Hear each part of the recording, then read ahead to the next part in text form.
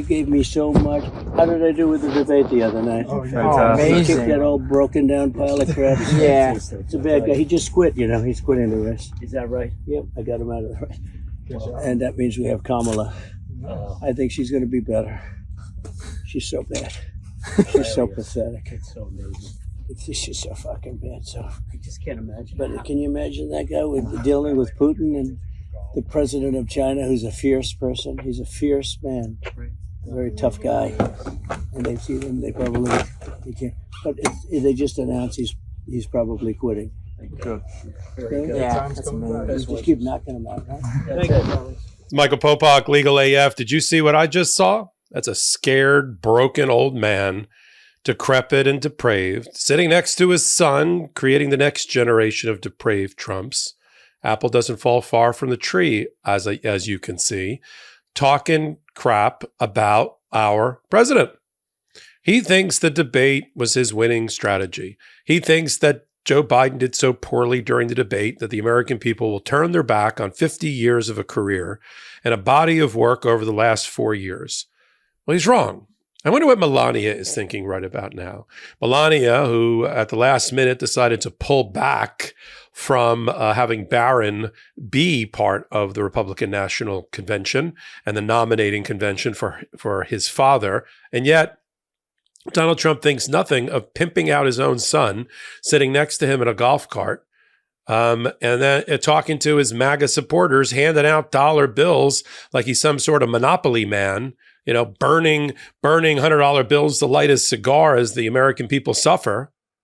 And we have that. And then him trying to think, you know, be a political strategist. Donald Trump's not even a political strategist for himself. He's a one-term losing presidential candidate who's been convicted and adjudged to be a sex rapist and whose company is founded on fraud. Now, if at the end of the day, people think one half of a debate performance is enough to make your decision, and you're going to throw out the entire administrative achievement based on that, there's not much more than we can do here on the MeidasTouch Network or on Legal AF. I think Joe Biden deserves more than that. And what I see in Donald Trump is that he's scared. He's not only scared of Joe Biden, which he should be, because Joe Biden is the only Democrat who's ever beaten Donald Trump, not Hillary Clinton, and not anybody else up against him.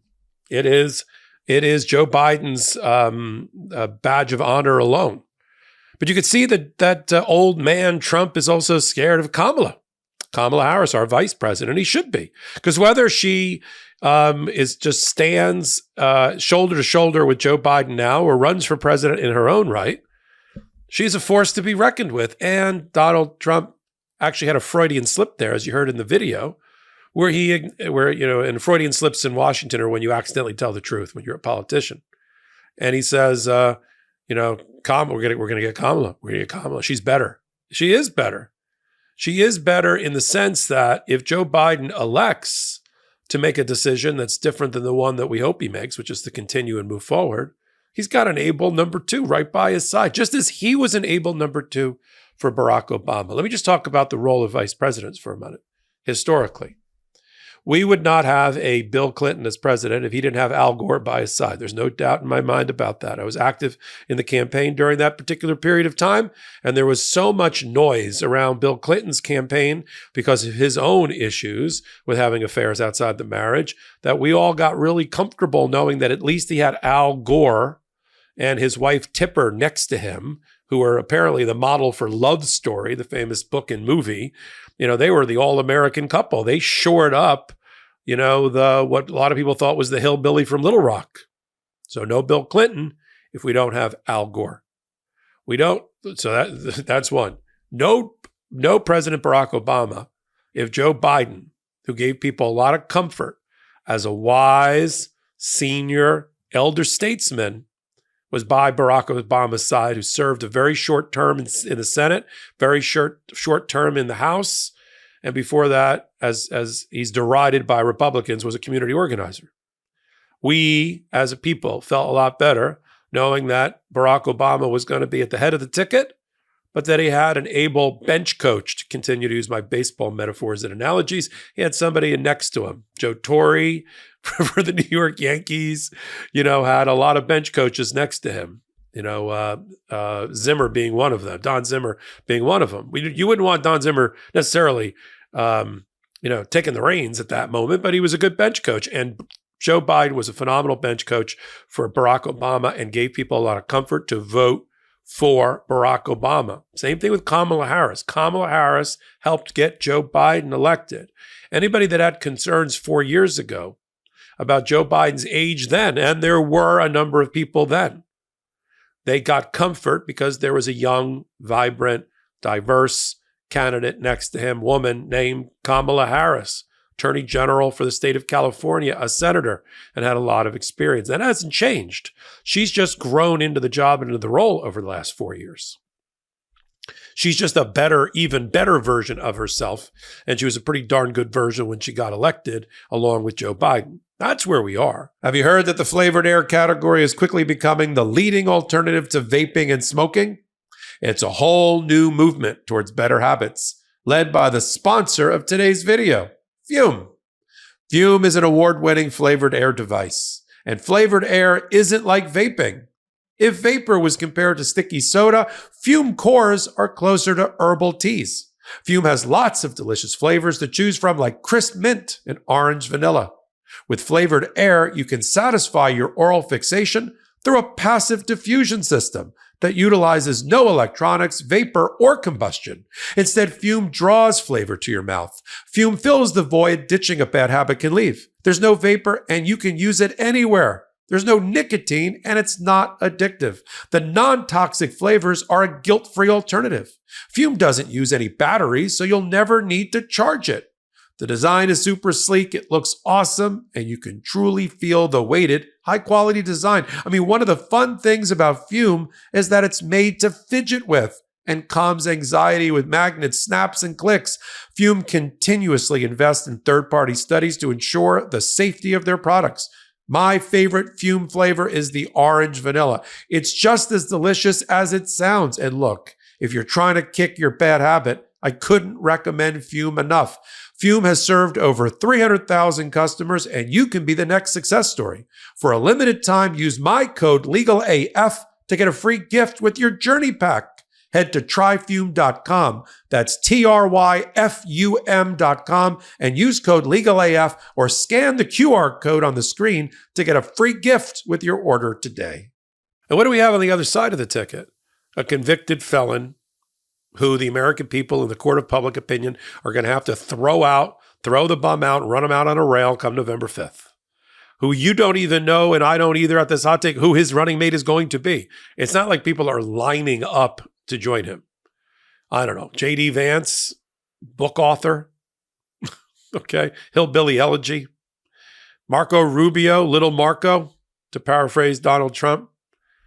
Tim Scott, the North Dakota guy who's run an economy as the governor of North Dakota that is no larger than the county in New Jersey that I live in. This is who's lining up to hitch their wagon to Donald Trump. We saw what happened. People say you can't unsee the debate. I can't unsee the 4 years of the Trump administration and the aftermath to try to cling to power through the attack and attempt to set fire to the Capitol either. So if we're being honest with each other, and we're not rating this like the Gong Show or X Factor or some sort of talent show, what I'm watching is in the back of a golf cart. And by the way, check out the girth of Donald Trump likes to brag about how far he can hit a golf ball. He should brag about how many hot dogs and hamburgers he can down at one sitting. I mean, he is the most out of shape, unhealthy president, other than Howard Taft, who had to have a portion of his dining room table in the White House cut out for his belly. Donald Trump is moving into Howard Taft category or President Taft category. So when I see Donald Trump crapping all over Joe Biden, and doing it with his young son, riding shotgun, I think I'm watching a long-lost episode of Succession. That's all it looks like to me. It looks like, and you know what happened at the end of Succession with the head of that family. So we're just going to have to kind of cowboy up, sack up, and get ready for a hard fight. As I said before, the baseball, the World Series and the pennant is not won in July. It is won in November. Used to be October. And that's what's going to happen here. It's a long time for Joe Biden to recover from that momentary stumble and prove to the American people in his closing argument that he deserves another 4 years with himself and everybody in his administration, including Kamala Harris, who will have another 4 years under her belt to be ready so that she can succeed Joe Biden as president. That's the way this works. That's why you pick a highly competent, talented, sophisticated person with good judgment as your vice president.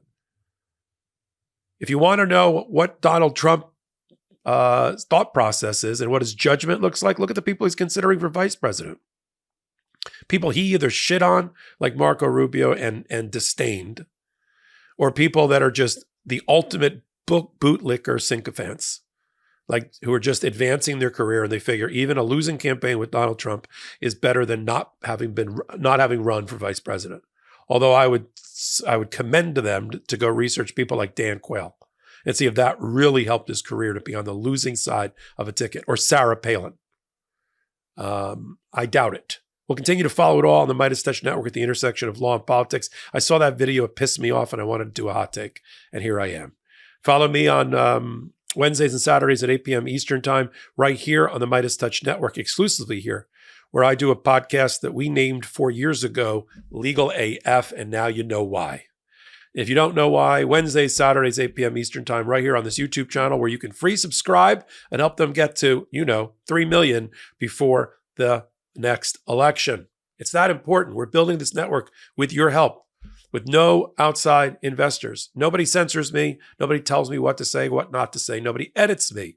I'm unhinged sometimes for democracy. I'm certainly unplugged, unvarnished, and unfettered. And so you can also follow us on all major podcast platforms, including Spotify, Apple, and everywhere else you can get your podcast from. So until my next hot take, until my next Legal AF, this is Michael Popok reporting. Heary, heary, Legal AF Law Breakdown is now in session.